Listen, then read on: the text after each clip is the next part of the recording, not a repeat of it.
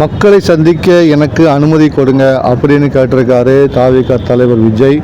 தாவேகா தலைவர் விஜய் பார்த்தீங்கன்னா கரூரில் நேற்று பிரச்சாரம் மேற்கொண்டார் மாலை 7 மணி அளவில்.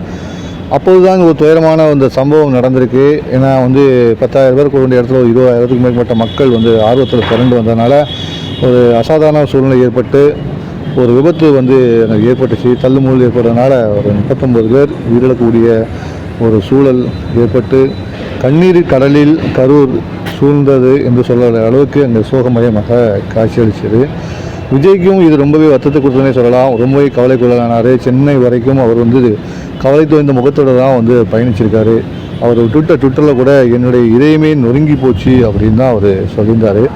அதே மாதிரி பார்த்தீங்கன்னா இன்றைக்கி ஒரு அறிக்கை விட்டுருக்காரு. என்ன சொல்லியிருக்காருன்னா, என்னால் இது தாங்கிக்க முடியல, உங்கள் முகங்கள்லாம் பார்த்து போன உங்கள் முகங்களையும் கண்முன் போகுது, சோகத்தால் தவிக்கிறேன், என்னால் எதுவுமே செய்ய முடியாத நிலையில் இருக்கிறேன், உங்களுடன் ஆறுதலை தவிக்கிறதுக்கும் காத்திருக்கேன் அப்படிங்கிற மாதிரி சொல்லிவிட்டு, இதனால் இப்போ எல்லா குடும்பத்துக்கும் தலா 20 லட்ச ரூபா நிவாரண நிதியை அறிவிக்கிறேன். இது நிதி உதவி உயிருக்கு எதுவும் ஈடாகாது, இதுவும் என்னால் பண்ணுறேன். ஆனாலும் உங்கள் மேலே வச்ச பாசம் என்றைக்குமே மாறாது. உங்களை சந்திக்க காத்திருக்கிறேன், உங்களை ஆறுதல்படுத்த காத்திருக்கிறேன் அப்படிங்கிற மாதிரிலாம் அவர் சொல்லியிருக்காரு.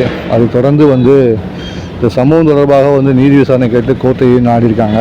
இந்த நிலையில் பாதிக்கப்பட்ட மக்களை பார்க்கவும் தன்னுடைய நண்பிகள் இறந்தவர்களை சந்தித்து ஆறுதல் கூறவும் விஜய் போலீஸாக அனுமதி பெற்றிருக்கிறார்.